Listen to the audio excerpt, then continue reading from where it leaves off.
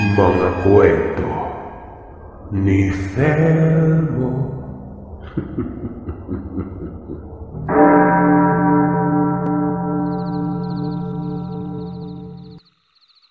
Lumusong siya sa tubig.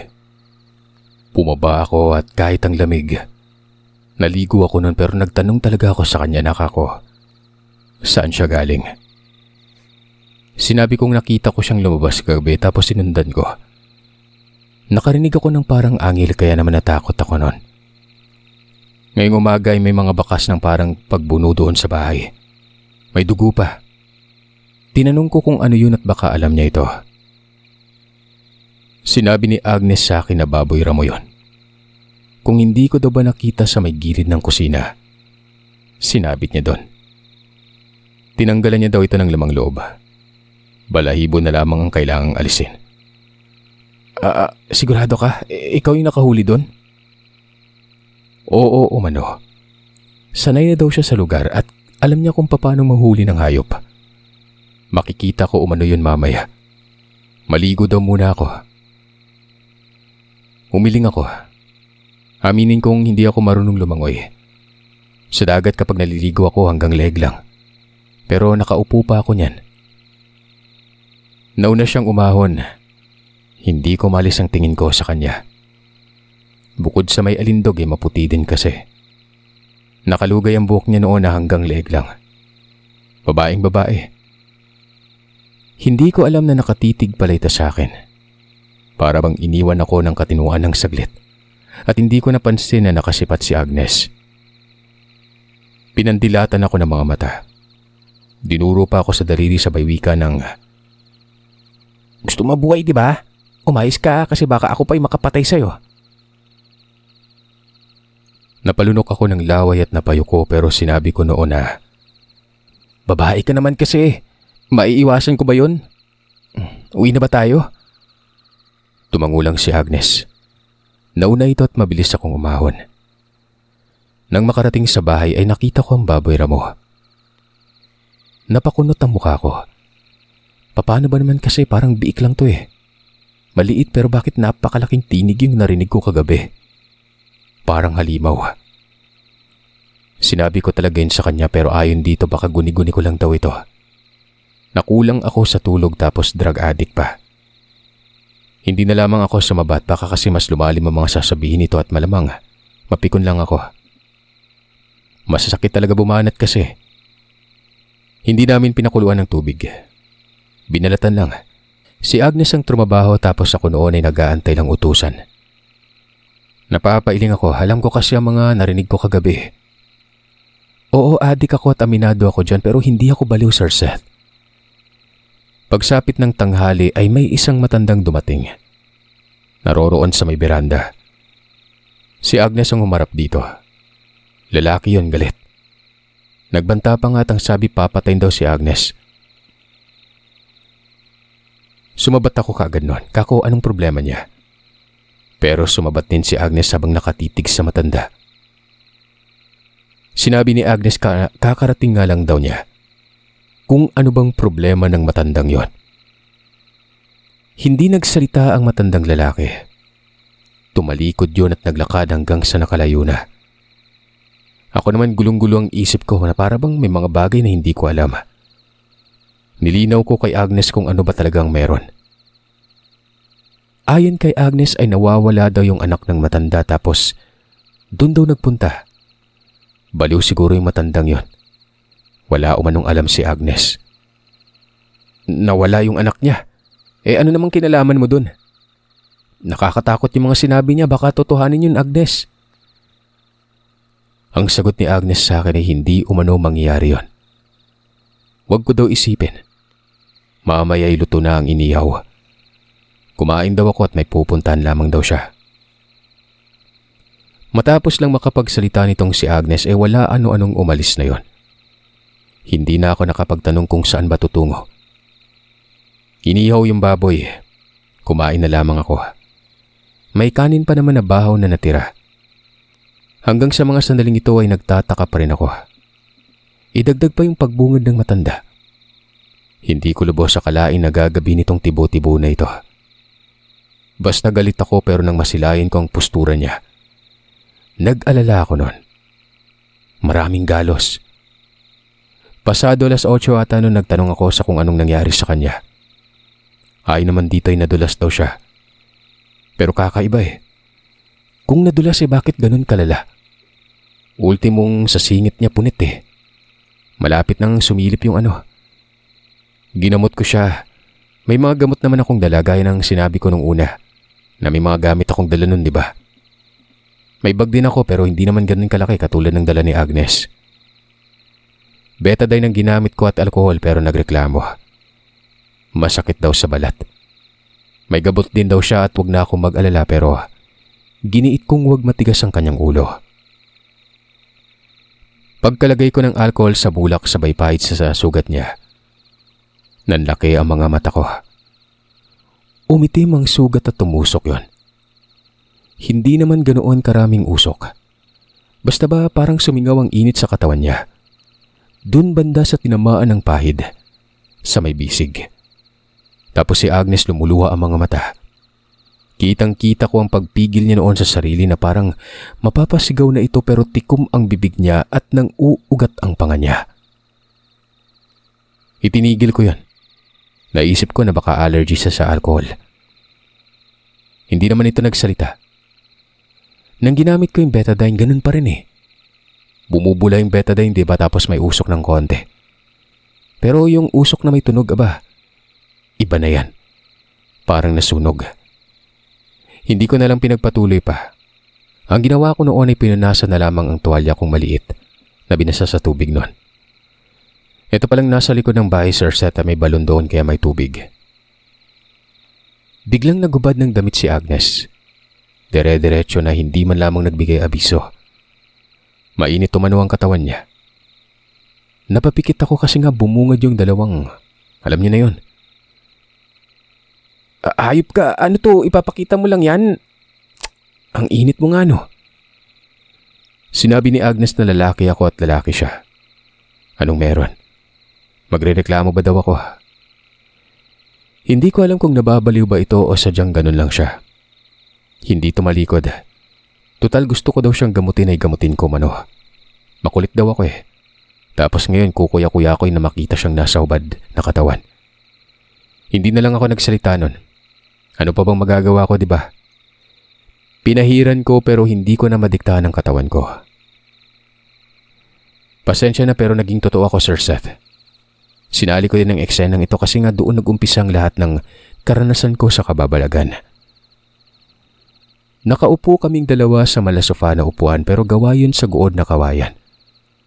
Pinatalikod ko kasi nga hanggang likod ng galos niya. Pero napatulala ako noon nang mapansin kong may kakaiba dito sa buto niya sa may likuran. Sa may spinal cord. Sa may bandang gitna. Medyo nakaumbok eh. Natural namang may umbok pero yung sa kanya masyado namang usli eh. Patulis pa. Basta itong buto niya hanggang batok, Sir Seth eh. Nakaumbok at malaki ang usli sa gitna. Para bang hindi normal ang buto niya. Pero hindi naman kasi ganun yung dati. Minsan lang nagbihisi Agnes sa harap ko pero nakatalikod. At wala ito nun. Kako napilay ata siya. Sinabi niya naman na wag ko na daw pansinin. Maya-maya pa, habang pinapahiran ko ng basahan ng likuran niya, nagbalik sa normal ang buto niya. Kitang-kita ko talaga sa kung paano gumalaw. Rinig ko pa ang paglagotok. Sabay bali-bali naman ni Agnes sa kanyang leeg na para bang nagwa-warm up. Nawala din ang init sa katawan niya. Kasabay ng pagbalik ng kanyang buto sa likuran sa normal. Bakit ganun? Bakit nawala? Ano ka ba, Agnes ha? Para kang goma. Sinabihan na ako na maingay ako. At nung tapos na daw ba ako sa ginagawa ko ay matulog na kami. Tumayo ito at nagtungo sa silid niya. Pagkalabas nito ay naka-jogging pants na din yon tapos sando. Dala niyang banig, unan, kumot at mosketero. Nilatag niya ito sa sala tumiga. Ako pa ang pinakabit sa mosketero na parang pagod na pagod siya. Sinabi kong kumain muna na may tira pang inihaw tapos uminom siya ng gamot. Hindi na ito kumibo pa. Mga ilang sandali mula noong makahiga na din ako. Bumangon itong si Agnes. Sumilip na naman ito sa bintana. Kung noon ay hindi ko pinuna, ngayon ay sinundan ko na talaga. Tumabi ako tapos sinilip ko din ang labas nun. Madilim. Wala akong nakikita pero parang may nakikita siya. Maya-maya'y nakarinig ako ng pag-angil. Para bang galit na aso. Napakapit ako sa kanya at nagtanong sa kung ano yon. Sinabi niyang alis daw kami kaagad bukas. Doon daw kami sa bahay ng tiyahin niya sa Maynayon banda. Wala daw yung tiya niya ron. Bakante din yung bahay. Bakit? Nagtatago nga tayo, di ba? Bakit tayo lilipat? Dito na sinabi sa akin ni Agnes na di ba nga may aswang sa lugar na yon. Aswang daw yung kanina. At yung matandang lalaki na bumisita kaninang umaga. Aswang din yon. Tama umano ang kutob niya na kapag may dayo agresibo sila. Hindi daw kasi ako taga doon. Hindi ako kagad nakapagsalita. Mabilis akong sinakluban ng kilabot sa katawan. Ang daming naglalaro sa isipan ko. Kung aswang yung tinig na yun, bakit lumabas ng bahay si Agnes noong isang gabi? Tinititigan ko siya. Binabalangkas ko sa isipan ang napakahirap na palaisipan. Bakit nga ba siya lumabas nun? Tapos kinabukasan ay may matandang aswang na nagbabanta at hinahanap nitong anak niya. Hindi kaya pinatay ni Agnes yung aswang na anak nun? Pero ang tanong, paano niya magagawa yun napakalakas ng aswang? Sinara ni Agnes ang bintana. Pinahiga ako. Gigisingin niya na lamang daw ako noon kapag aalis na kami. Sinabi kong hindi ako matutulog. Tutal ay natulog naman ako kaninang may araw. Mahabang pahinga yon. Hindi siya umimik. Naupo ako dun sa upuang good tapos nakikiramdam. Napakainit. Hindi ko alam pero napakainit talaga ng mga sandaling ito. Malamig naman dapat kasi nga malapit sa ilog tapos inuulap pa talaga sa gabi ang lugar pero ang init. Pinagpapawisan nga ako nun Sinabi kong bubuksan ko ang bintana na nakabungad sa beranda. Nagreklamo ako gawa ng maalinsangan nun. Pero biglang sumigaw si Agnes. Huwag daw bubuksan. Mainit daw talaga kapag may aswang. Presensya daw nila yun. Dalawa umano ang aswang sa harap tapos may nakabantay sa likod sa may bandang balon. Napatulala ako saglit. Ganun pa rin aswang. Pero sumagi sa isip ko yung kanina habang pinapahiran ko ng basang tela si Agnes. Mainit din Dito na ako nagkaroon ng hinala. Hindi kaya aswang din si Agnes? Gawa ng yung buto niya umayos Idagdag pa na itong mga sinabi niya na parang alam niya kung nasaan ang mga aswang sa labas Parang may kakaiba talaga sa kanya. Madilim Pero paano niya nakita yon? Bakit alam niya? Bakit malakas siyang makiramdam? Hindi ko kaagad nalaman yon. Pero lilinawin ko lang na wala sa diwa ko nun yung aswang. Yung nasa isip ko ay yung kalagayan ko na hindi ligtas. Tsaka malayo ang pagkakakilala ko kay Agnes kontra sa isang pananaw na may kinalaman dun sa mga aswang-aswang na yon. Sa madaling salita, mangmang ako sa mga panahong yon sa kakatuwang bagay. Hindi ko naman siya sinabihan noon sa mga bagay na naglalaro sa isipan ko. Tumabi yun sa akin. Nakatitig sa dingding. Hindi siya kumibo. Gusto kong magsalita noon pero hindi ko magawa-gawa. Hanggang sa kumalubog ang bubungan. Dito ay biglang sumigaw si Agnes. Hoy, umalis kayo dito. Kung ayaw niyo may mangyari pati sa inyo. Umalis kayo dito. Nakikinig lang ako sa namumutawis sa bibig niya. Animoy walang panglaban dito ang kung anong aswang ang nasa labas. Lakas ng loob niyang magbantay. Sa mga sandaling ito ay medyo kumbinsido na ako na aswang nga siya pero hindi pa ganun kabuo. Siyempre baka mali ako. Kinakailangan pa rin ng pruweba. Ilang mga sandali pa ay nawala ng alinsangan. Sinabihan ako ni Agnes na magpahinga na. Wala na umano sila.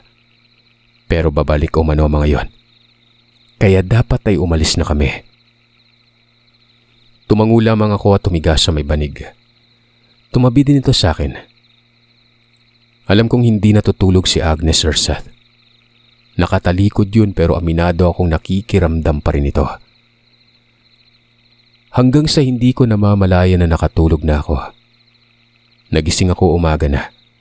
Handa ng lahat. Ultimong yung mga gamit ko ay nakaligpit na rin. Maayos ang paglalagay sa bag ko. Ganun din siya.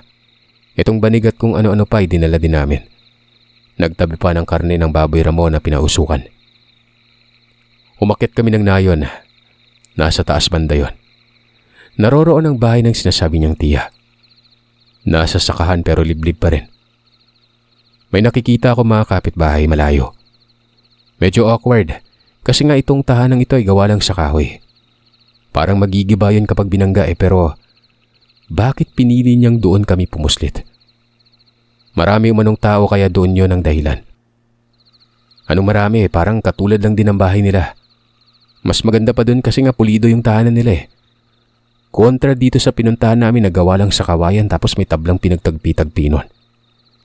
Yung balat bang niyog, yun yung dingding ng bahay. Yung bubungan pawid lang eh. Mataas ng araw, mainit sa lugar gawa ng nasa itaas ito ng bundok. Hindi ko alam kung saan kami kukuha ng tubig. Nagtanong ako sa kanya kasi nga tingin ko mahirap mabuhay doon. Itong bahay ay isang palapag na bungalow. Walang silid, diretsong sala. Wala nga yung biranda eh. Ang sabi naman noon ay walang problema sa tubig. Siya na daw ang bahala. May mga timba naman umano. Mag-iigib daw siya. Sinabi kong ako na lang. Parang ako pa yung lumalabas na babae. Pero umalis yon. Hindi man lang nagpaalam kung saan pupunta. Hindi naman nagdala ng balde at timba. Magpaganon pa man ay hinayaan ko na lang. May higaan dito sa bahay na ito. Yung sahig nga lang ay lupa. Naiisip ko na magsisiksikan talaga kami sa higaan kasi nga maliit lamang yon.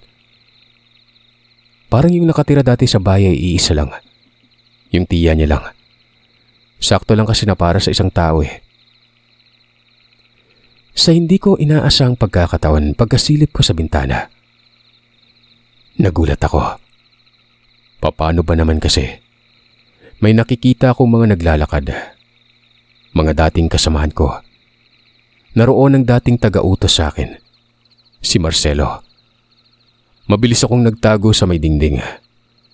Naglalakad sila doon patungo sa isang bahay. May lumabas na tao sa bahay na yon tapos kinausap nila Marcelo. Ilang mga sandali ay umalis sa mga ito at tingin ko ay patungo doon sa baba ng lugar. Yung banda na doon sa kung saan naroroon ang bahay nila Agnes. Nung malayo na ay doon pa ako lumabas. Hinanap ko kaagad si Agnes. Nakita ko siya doon banda sa may sagingan. Napasimangot ako gawa ng may balon pala doon. Takang-taka ako gawa ng sa tuktok ng bundok may balon eh. Anong milagro yon? Nakatingin pa sa akin si Agnes tapos kinawayan ako. Dali-dali ko siyang nilapitan. Napakalalim ng balon na yun, Sir Seth. Gumawa daw kami ng lubid. May mga abaka naman na para ding saging tingnan pero mga hibla nito ang titibay. Halos hindi makita ang ilalim. Napakadilim noon pero nabaling kagad ang atensyon ko doon sa nasilayan ko kanina. Sinabi ko kay Agnes na nanoroon ng dati kong mga kasama. Patungo siguro sa bahay nila Agnes yon. Wala man lang agam-agam sa mukha ni Agnes. Sinabi nito na hayaan daw yon. Dahil magsisisi umano ang mga ito. Mabilis na pumasok sa isipan ko na siguro'y magsisisi nga kasi may mga aswang doon. Hindi ka nila mahuli-huli. Matutunto nila yung bahay ko pero hindi dito. Sino ba'y mag-aakala na lilipat tayo, di ba? Itong tubig dito bukal. Nasa ilalim nga lang. Kailangan ng sipag sa pagkuha. Kukunti lang yung tubig at mag-aantay pa ng ilang saglit kapag naubos. Gumawa kami ng lubid. Ang astig ni Agnes. Alam na alam niya kung paano gumawa. Basta pagkatapos noon ay may lubid na at itinali na lamang doon ang timba. Nakakapagod yung paghila. Napakalalim. Ubos ang lakas bago pa makakuha ng tubig noon. Malaking timba din kasi. Wala namang ibang magagamit doon. Medyo naging kampante ako kinagabihan kasi walang kakaibang kinikilos si Agnes. Saging lang na nilaga ang hapunan at ang ulam yung pinausukang karne. Bukas na lamang daw bibili sa may nayon. May bigas naman daw doon. Merong lampara sa bahay na ito. Napakalitang liwanag. Sa mga puntong ito ay nakaupo kaming dalawa sa higaan. Bigla na lang namutawi sa bibig ko ang katagang, aswang ka ba? Tinitigan niya ako, parang matatawa. Umiling ito at sinabing hindi daw. Ano ba manong pumasok sa isipan ko at natanong ko yon? Nagpaliwanag ako sa kanya. Kako pakiramdam ko ay aswang siya eh. Tapos yung mga nakikita at pagdududa ko ay sinabi ko na din nun. Tumawa lang si Agnes at sinabing baliw na daw ako. Ako pa yung baliw. Bakit mo binabantaan yung mga aswang? Bakit hindi ka takot? Ayon kay Agnes ay nagbibiro lang daw siya. Yun naman daw ang dapat gawin kapag may aswang eh. Hindi magpatinag kasi kapag nagpatinag mas lalo lang aaswangin nun. Magpasalamat daw ako at sinasamahan niya ako nun. Tinanong niya ako kung doon na lang daw ba ako tumira. Kasi uuwi daw siya sa bayan. Sanayin ko na umanong sarili ko. Di ba naman ay gusto ko umanong lumayo sa mga gawain yon. Pwede daw ako magbago doon. Hindi ako nakakibo at humiga siya sa mahigaan. Nagbalik tanaw ako sa mga sinabi ko noon kay Agnes sa yun na nga. Magpapahinga na ako sa trabaho ko tapos maghahanap ng ibang racket. Humiga na rin ako at gaya ng inaasahan, nagsiksikan kaming dalawa. Lumalim ng lumalim ang gabi. Napakalikot ni Agnes. Bumabangon tapos hihinga. Para bang pinapakiramdaman ng labas noon. Nasa 9:00 na ata ng gabi. May naririnig akong naglalakad pero tingin ko'y nasa malayo. Hanggang sa maya-maya pa'y kumalampag ang pinto. Kasunod noon ang boses ni Marcelo. Sinasabihan ng mga kasama na palibutan ng bahay. Mabilis kong sinandala ng pintuan pero hinatak naman ako noon ni Agnes at baka paputukan ng barilang pinto noon. Akala niya umano kung sinong tao lang ang napapadaan. Kumuntsaba pa umano ata yung mga aswang doon na humahanap sa amin noon. Malamang sinabi ng mga ito na dito kami nagtungo. Kanina umano may sumusunod na aswang pero hanggang doon lang sa may babaan. Wala umanong aswang ang gumagala doon banda sa itaas kasi may albularyo doon sa unahan nakatira na dating manunugis ng aswang. Tarantang-taranta ako. Hindi ko alam ang gagawin. Si Agnes ay nagpabalik-balik ng lakad. Itong pagkalambag ng pintuan ay parang bibigay na ang trangkador. Kahoy lang ang trangkador na pinipihit para magsarang pinto. Hanggang sa ganoon na lamang ang panlalaki ng mga mata ko nang pagtingin ko kay Agnes. Iba na ang mukha niya. Ang bilis nang nangyari. Para bang namamalikmata lang ako nun. Bumaluktot ang katawan niya at humaba ang kamay.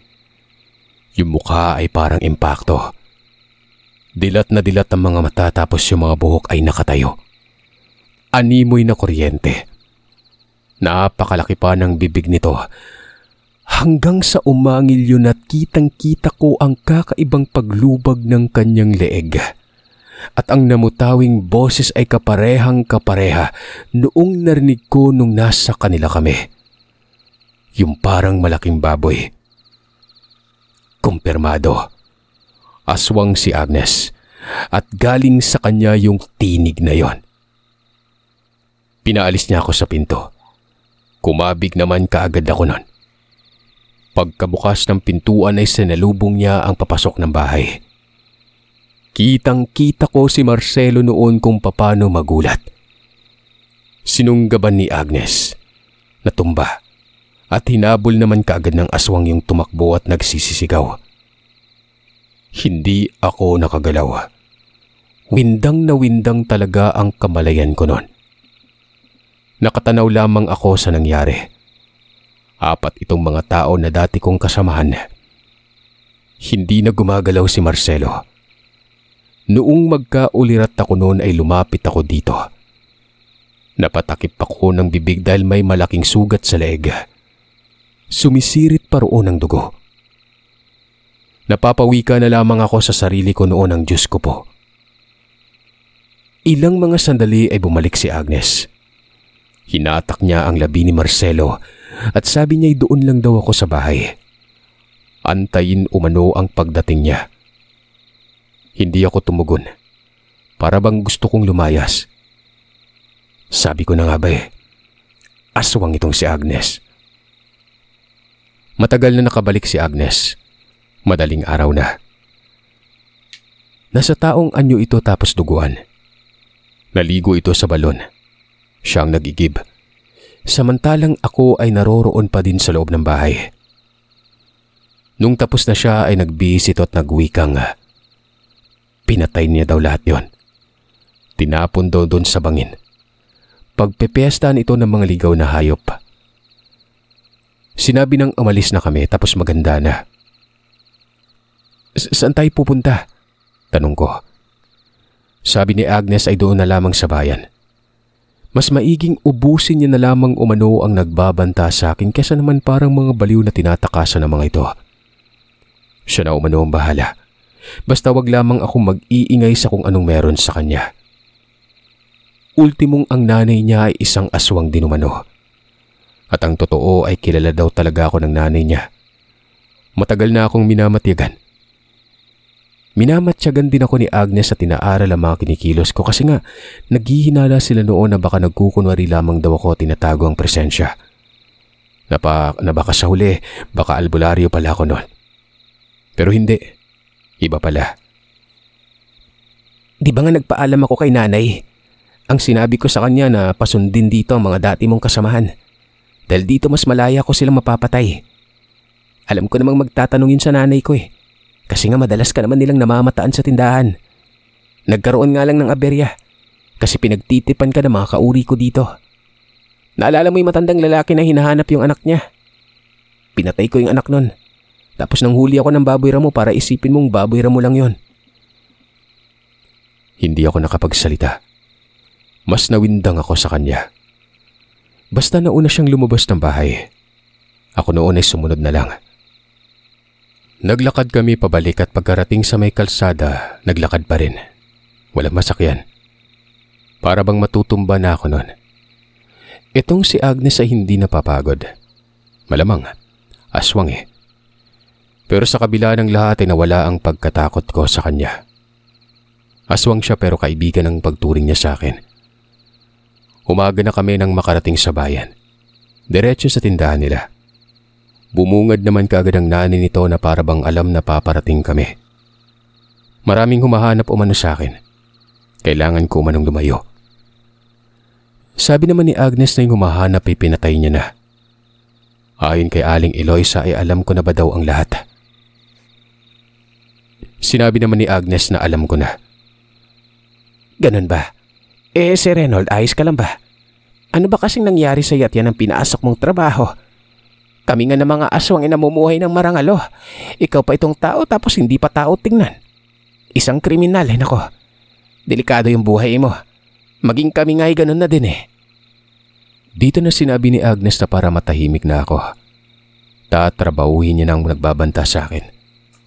Magtiwala lang daw kami. Hindi na kumibo si Aling Eloisa. Pagsapit ng gabi ay umalis si Agnes. Hindi ako nito sinama. Itinago ako noon ni Aling Eloisa sa bodegang maliit. Wag na wag daw ako magpapakita kahit pa kasino. Hayaan daw si Agnes. Kung papala rin ay makakauwi daw yon. Pero kapag hindi malamang napatay. Napapailing ako na parang hindi man lang nag-aalala itong nanay ni Agnes Mas nag-aalala pa ito para sa akin. Madaling araw ay ginising ako ni Aling Eloisa.